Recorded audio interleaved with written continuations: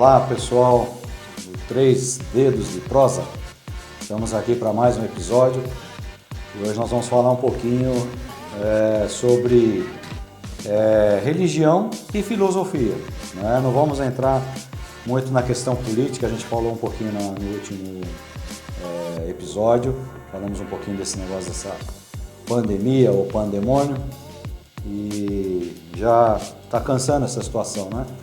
Essa questão que me fazia lembrar de um cara que ele tinha uma boiada, né? Um rebanho, e esse rebanho ficava numa cerquinha remendada com arame e passava uma criança e falava: tio, se algum dia alguma coisa assustar esse rebanho, essa cerca vai aguentar? Ele fala: aguenta. Aí a cerca arrebentava de um lado, ele ia lá, remendava com araminha, e passava uma senhora e falava: moço, se um dia acontecer alguma coisa com esse rebanho, essa cerca vai aguentar? Não, eu estou remendando. E foi remendando, e um dia na fazenda vizinha, eles fizeram uma festa lá e soltaram os fogos assustaram a boiada, né, o rebanho daquele cara, e um pouquinho de esforço de um dos bois lá, das vacas do rebanho desse cara, já fez a cerca cair no chão e aquela boiada disparou e passou e arrebentou cerca do vizinho e arrebentou pessoas pelo meio do caminho, e o estrago foi grande. Então o que a gente está vendo é isso aí.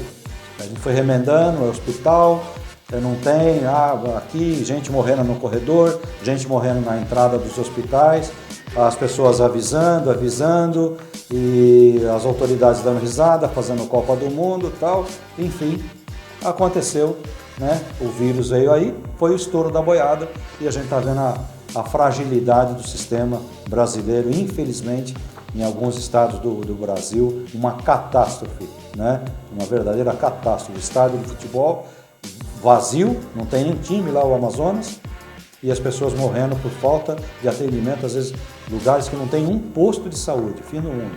Então é isso aí, né? Pessoas morrendo de outras doenças, como essa semana tive 2 casos que me falaram, pessoas do meu círculo de amizade, 2 casos, pessoas que morreram de outras enfermidades e foram testificadas com o vírus chinês, supostamente, uma ainda brigou, nem deixou ser enterrada como indigente, que é o que está acontecendo com os parentes dessas pessoas aí, situação trágica. Mas o nosso papo hoje é outro. O que eu queria falar hoje um pouquinho com você é sobre um tema que inclusive incomodou os filósofos, né? Incomoda os pensadores, nos incomoda nos dias de hoje. O tema é gratidão. Você chega num restaurante, você come lá um negócio, aí você paga ou chega para o garçom que está te servindo, você diz obrigado. Aí você pode pensar: não, obrigado coisa nenhuma, eu estou pagando, obrigado coisa nenhuma, a tua função é me servir. Então essa palavra obrigado, eu até tentei descobrir a origem dela, e é muito controversa a origem dessa palavra. Obrigado, ninguém faz alguma coisa obrigada de coração, feliz. Se é obrigado, é porque você está sendo obrigado. Então talvez o obrigado deveria ser trocado pelo grato, né? Grazie, né? Thank you. Na verdade, em várias línguas aí, é o grato, não é obrigado, é agradecido, né? Grato por alguma coisa que alguém está fazendo. E gratidão é uma coisa complicada, né? Gratidão é uma coisa complicada, é uma coisa que mexe com religião, mexe com filosofia, mexe com comportamento. Muitas pessoas não têm a capacidade de dizer grato, agradecido. Muitas pessoas têm dificuldade de dizer obrigado, valeu, grato. Exemplos da vida. O que me fez pensar nesse episódio do Três Dedos? Um dia eu estava tomando banho, desse tempo agora, e eu estava lembrando de uma situação que eu passei numa empresa que eu trabalhei. E quando eu trabalhei nessa empresa, eu pegava um pedacinho da rodovia Regis Bittencourt, a tal da BR-116. E eu tinha que fazer um retorno para voltar e pegar uma rua de acesso à rua que dava na empresa que eu trabalhava, E a rua da empresa era uma rua em terra ainda. Ela não tinha nem calçamento e nem asfalto. Então aquela poeirada levantava. E eu lembro quantas vezes a gente reclamava, lavava o carro, aquela poeirada entrava, às vezes tinha alguém na frente. Eu lembro que tinha um abençoado lá, um colega de trabalho, que quando ele estava na frente eu esperava até ele chegar até a empresa. Era um percurso curto, porque ele gostava o carro dele era um carro velho, ele acelerava, ele tinha um carro novo na casa dele, mas ele ia com o carro velho para levantar aquela poeira para quem vinha atrás comer poeira. E eu levantei num dia reclamando da vida, reclamando das coisas. Eu falei, montei no meu carro, dirigindo e reclamando. Eu não lembro o que era que eu estava reclamando, mas eu lembro quando eu fiz o retorno para ir para o outro lado da Regis Bittencourt para acessar a rua da empresa, subindo assim a rampa de acesso, tinha um cara sem os dois braços. Eu já tinha visto esse cara, depois eu vi ele muitas vezes ali, ele era conhecido da região, não tinha os dois braços. E ele estava puxando um carrinho dessas carrocinhas, segurando assim nos dentes a correia, e ele ia assim, empurrando. Quando eu fiz o retorno, eu vi aquilo e falei, caramba, eu aqui reclamando, dentro de um carro, trabalhando numa empresa multinacional, ganhando um dinheiro legal aí, reclamando da vida, e falei, pô, eu não posso reclamar.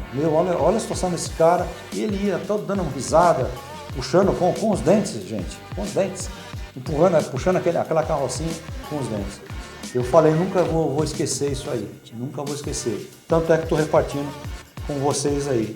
Então são exemplos na vida da gente, porque o cara que não olha para trás, ele se torna um cara insuportável, né? Se torna um cara arrogante, um cara até que você tem dificuldade para ter até amizade. Porque a vida ela nos ensina a olhar para frente, são seus desafios, aquilo que você tem que procurar, você tem mesmo que avançar, né? Seus alvos, seus objetivos na vida, mas a vida ensina também a olhar para trás, porque tem muita gente em condição muito pior do que nós. E quando eu lembro da situação desse cara aí, pois muitas vezes eu encontrei esse cara pelo meio da rua e tal, fazendo o trabalho dele, e sempre rindo, né? Uma situação totalmente adversa, até as pernas dele eram tortas também. É uma pessoa que teve um infortúnio na vida aí, talvez até parecia ser coisa até da própria falhas de nascença mesmo. Então, agradecer até porque nós somos falhos. Eu aprendi a agradecer até nas falhas da gente. Tem um cara que fala, não, você é crente, você professa a fé protestante, você tem que ser assim, tem que ser perfeito. Quem que falou isso? Sabe, a gente tem que errar na vida para a gente valorizar um que é perfeito. Eu conheço um só que é perfeito. Ser humano perfeito eu não conheço. E aliás, aqueles que se auto-intitulam perfeitos são os piores. Esses são os piores, são os arrogantes que eu falei, que não sabem dizer grato, agradecido. Então é interessante analisar essa situação de que até mesmo nas falhas a gente tem que ser grato, agradecer a Deus. E várias vezes eu falo, Senhor, obrigado porque eu não sou perfeito, mas eu tenho coisa errada pra caramba, obrigado. Porque cada vez que eu dou essa derrapada, eu lembro que tem um perfeito. E ele é o alvo que eu tenho que seguir, não pessoas, né? Eu conheci gente que diz assim, não, você tem que ser exemplo disso, exemplo daquilo, mais ou menos, né? Mais ou menos, porque se eu tenho que ser exemplo, coitado das pessoas que vêm atrás de mim. Porque com certeza eu tenho talvez muito mais falhas do que coisas boas. E dependendo dos olhos das pessoas que olham, eu tenho muito mais falhas do que coisas boas, não é verdade? Então, agradecer até mesmo quando a gente erra. Quando nós erramos, nós temos que agradecer. Lembro aqui da palavra de um pastor, amigo meu, quando eu comemorei 30 anos de consagração, o pastor Bruno, ele falou assim que a gratidão, ela tem nome e endereço. Pô, nunca esqueci. Ele até usou aquele exemplo bíblico, né? Na Bíblia fala de 10 leprosos que foram curados, os 10 foram curados e um só voltou para agradecer. 9 se esqueceram, tomaram posse do momento bom, daquilo que aconteceu de legal para eles, que foram limpos da lepra, mas um curado lembrou de voltar para agradecer. Então, eu guardei muito essa frase desse meu amigo aí, né? Pastor Bruno, que está aí, talvez me assistindo agora nesse episódio do Três Dedos de Prosa. E eu nunca mais esqueço isso. A gratidão, ela tem nome e endereço. E tem mesmo, né? As pessoas facilmente esquecem a história. Você tem às vezes uma história com uma pessoa, com pessoas, com família, e de repente viram as costas por uma situação, às vezes uma falha sua, um erro seu. Então, você não é julgado pelo todo, você é julgado pelo momento. Ainda bem que a Bíblia, ela diz para nós que nós não somos julgados pelo imediatismo das pessoas. Nem Deus nos julga pelo nosso imediatismo, né? Porque Ele sabe que essa concepção nossa aqui, por mais bonitinho que você acha que você se auto, né, declara bonitinho ou bonitinha, você vai virar poeira, meu amigo. E tomara, olha aí, hein? Tomara que eu não estou jogando uma praga em você. Tomara que você não morra dessa tal desse vírus maldito chinês aí. Porque senão vão te enrolar num lençol e vão te jogar numa vala aí. Talvez não dê tempo nem da tua família chegar para te ver. É isso que nós somos aí, né? Acabou o bonequinho aqui maquiado, você vai numa vala fria e às vezes até enterrado com outras pessoas. É a situação que a gente está vivendo no tempo que eu estou gravando esse episódio do Três Dedos de Prosa. Então, eu fiz questão de escrever aqui algumas coisas para a gente trazer a lembrança. Então, pessoas às vezes pontuam situações e te abandonam, né? Abandonam família, são ingratos, toda uma história que você construiu, são ingratos. E até mesmo a Bíblia também não é um livro para qualquer um, não é. Eu estudo a Bíblia, dou aula sobre Bíblia, né? A minha vida vai ser pontuada em cima de exemplos bíblicos. Mas eu quero ler um exemplo de um rabino, sabedoria judaica. Eu gosto muito da sabedoria judaica. Eu quero ler uma passagem aqui. Eu faço questão de ler para não perder nenhum detalhe, né? Eu achei bacana. Do Talmud, que é um livro da sabedoria, um livro da tradição judaica. Certo dia um camponês procurou o rabino. Rabino é o rabi, é o mestre, é o que ensina. Rabi, ele começou com a dificuldade de expressão de um iletrado, um camponês, diante do homem culto.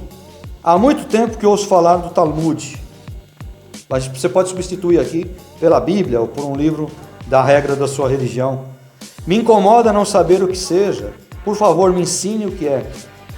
Talmud, o rabino deu um sorriso tolerante, como que se falasse a uma criança.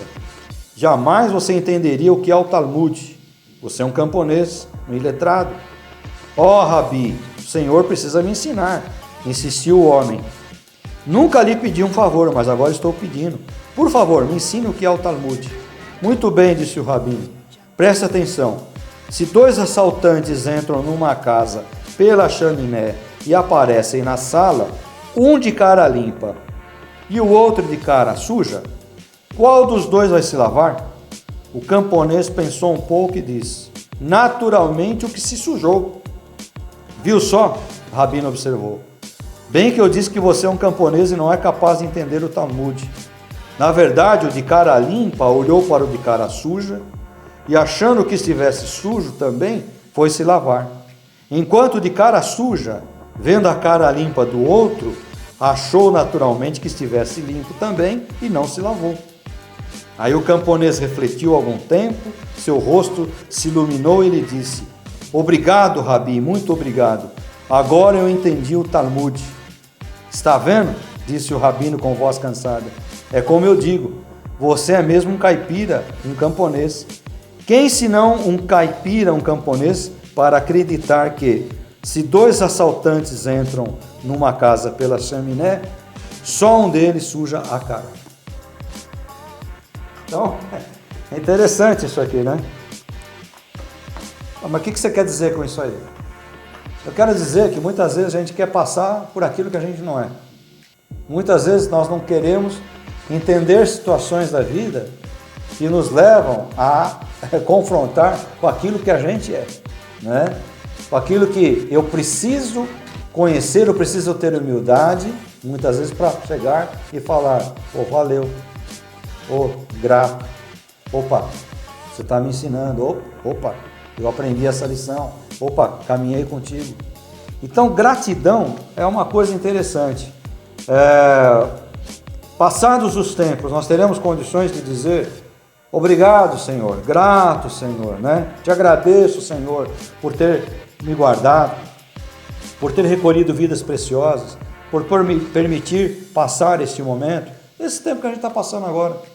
Será que a gente vai ter essa humildade de chegar e reconhecer e falar: grato, Senhor, até mesmo pelas vidas que a gente está perdendo nesse momento, até mesmo pelas situações que a gente está perdendo nesse momento?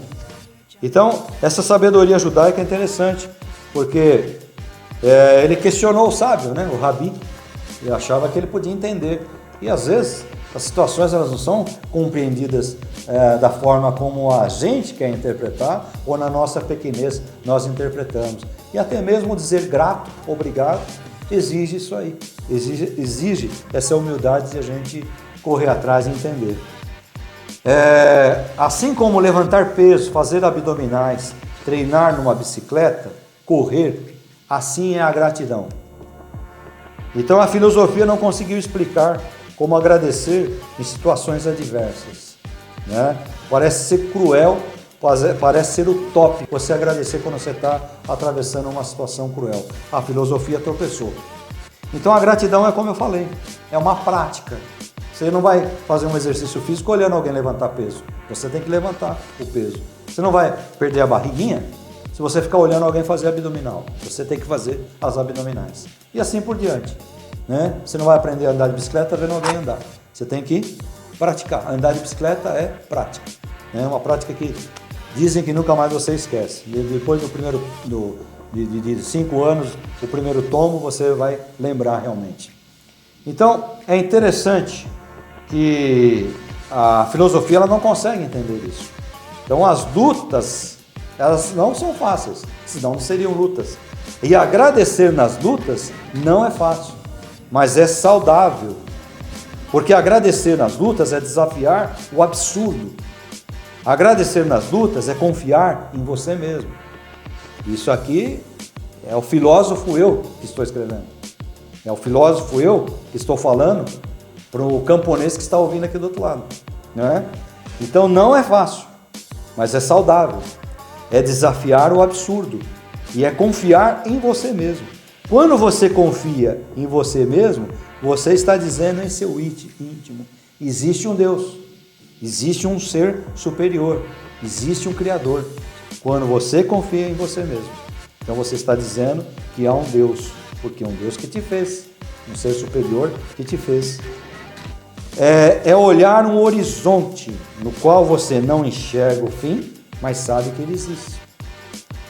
Esses dias eu agradeci por ser da geração que deu muitas risadas. E eu vou explicar daqui a pouquinho para você o porquê, né?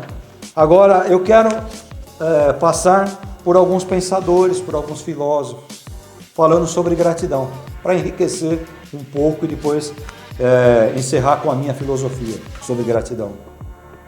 O Augusto Cury é um escritor, um pensador, um cara que declara que ele escrevendo sobre Jesus, ele entendeu quem era Jesus e ele recebeu Jesus como o Senhor da vida dele, né?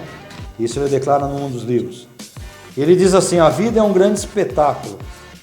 Só não consegue homenageá-la quem nunca penetrou dentro do seu próprio ser e perceber como a fantástica construção da sua inteligência. Então, agradecer é você trabalhar com a mente, com o coração. É você entender que a vida é um espetáculo. De repente ela está sendo um espetáculo legal para você, não tão legal para outros. O Augusto Branco, que é um outro escritor, ele diz assim que a gratidão é uma das maiores medidas do caráter de uma pessoa. Uma pessoa grata costuma ser humilde, fiel, companheira e amiga dos amigos. Uma pessoa ingrata tende a ser egoísta, traiçoeira, individualista e amiga apenas de si mesma. Não preciso comentar cada uma dessas frases. Jean de La Bruyère, que é um moralista francês, ele diz: não há no mundo exagero mais belo que a gratidão. Não há no mundo exagero mais belo que a gratidão. Um outro cara aqui, pensador, William Arthur Ward, ele é administrador, escritor e ele é um pastor. Ele diz assim: Deus lhe deu um presente de 86.400 segundos hoje. Você usou para dizer obrigado? Bacana essa expressão. Deus lhe deu um presente de 86.400 segundos hoje. Você usou para dizer obrigado?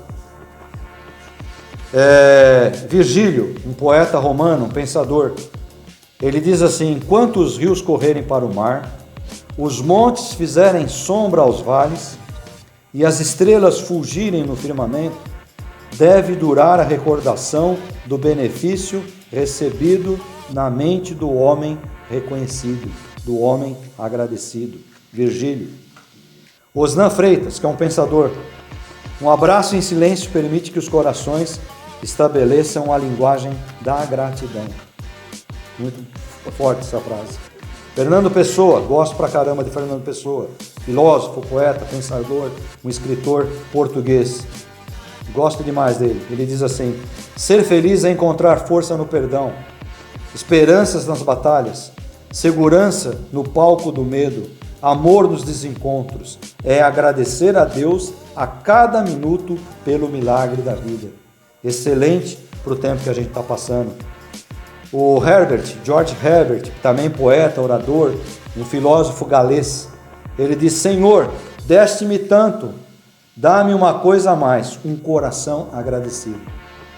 Né? Deste-me tanto, dá-me uma coisa a mais, um coração agradecido. Anistístenes, que é um filósofo grego, a gratidão é a memória do coração. Bacana demais. A gratidão é a memória do coração. O padre Fábio de Mello: eu gostaria de lhe agradecer pelas inúmeras vezes que você me enxergou melhor do que sou, pela sua capacidade de me olhar devagar, já que nessa vida muita gente me olhou depressa demais. Bacana essa frase do padre Fábio de Mello. Vou repetir: eu gostaria de lhe agradecer pelas inúmeras vezes que você me enxergou melhor do que eu sou, pela sua capacidade de me olhar devagar, já que nessa vida muita gente me olhou depressa demais. Muito bacana essa frase. Demonstrar gratidão com moderação é um sinal de mediocridade. Demonstrar gratidão com moderação é um sinal de mediocridade. Esse cara também, eu gosto dele pra caramba, que é o Roberto Benigni. Ele é um diretor, ator italiano, autor de um dos filmes mais lindos que eu assisti até hoje e um dos mais aplaudidos pela crítica, um filme que se chama A Vida é Bela. Então ele diz essa frase maravilhosa. Van Gogh, um pintor, um artista: andei por esta terra durante 30 anos e por gratidão quero deixar alguma herança. Esse outro cara que eu gosto pra caramba, Clive Staples Lewis, ou simplesmente C.S. Lewis, apologeta, novelista, romancista, escritor, pastor, um monte de coisa, esse cara, filósofo, né? Gosto pra caramba das frases e das tiradas de C.S. Lewis. A gratidão confia no passado e o amor no presente. A essência de toda arte bela, de toda grande arte, é a gratidão. Por incrível que pareça, quem falou isso foi Friedrich Nietzsche, né? Um filósofo alemão considerado até muitas vezes ateu. Nicolau Maquiavel, filósofo, historiador, poeta, diplomata, músico. Os homens têm menos escrúpulos em ofender quem se faz amar do que quem se faz temer, pois o amor é mantido por vínculos de gratidão, que se rompem quando deixam de ser necessários, já que os homens são egoístas, mas o temor é mantido pelo medo do castigo, que nunca falha. Sêneca, um espanhol que estudou filosofia e desenvolveu em Roma, Sêneca, eu gosto também muito. Em poucos a gratidão sobrevive ao favor recebido. Em poucas pessoas, né? Cornélios Tácitos, um senador romano: os homens apressam-se mais a retribuir um dano do que um benefício, porque a gratidão é um peso e a vingança é um prazer. Não precisa falar mais nada. Honoré de Balzac, um escritor francês: a gratidão perfuma as grandes almas e azeda as almas pequenas. A gratidão perfuma as grandes almas e azeda as almas pequenas. William Shakespeare, escritor, poeta inglês: a gratidão é o único tesouro dos humildes. Bacana demais essa frase. E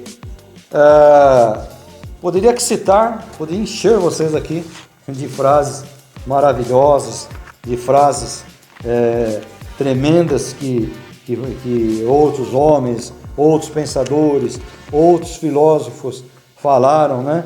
Mas seria até meio cansativo ficar citando todas elas. Então, eu quero encerrar aqui lendo essa questão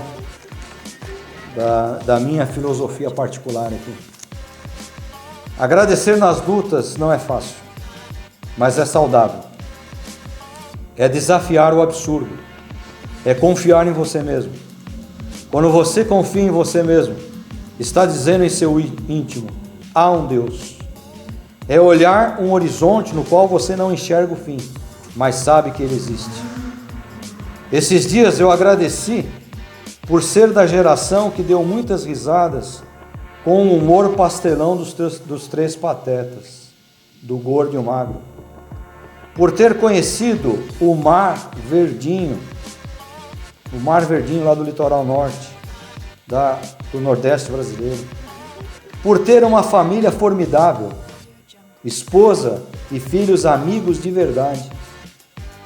Pelo tempo de convivência permitidos pelo Criador com os meus pais, com o meu irmão, cunhados e cunhadas, primos e primas, com a igreja maravilhosa que Deus me deu, com gente incrível no seminário teológico que eu conheci durante todo esse tempo, mestres e alunos. Agradecer pelo Criador ter me dado a oportunidade de comer um filé à carbonara lá na praia, ou um pastel de feira, ou uma pizza em São Paulo, que tem a melhor pizza do mundo. Pelas risadas nos retiros, nos acampamentos, com as igrejas por onde passei. As mínimas coisas para alguns são as grandes coisas para os que sabem dizer: obrigado, Senhor, obrigado, Senhor, obrigado, Senhor, grato, Senhor, obrigado, Senhor, grato, Senhor. Um abraço, meu amigo do canal e do programa Três Dedos de Prosa. Até o próximo, se assim o Criador permitir. E a Ele nós agradecemos por mais esse programa que está chegando até você. Obrigado.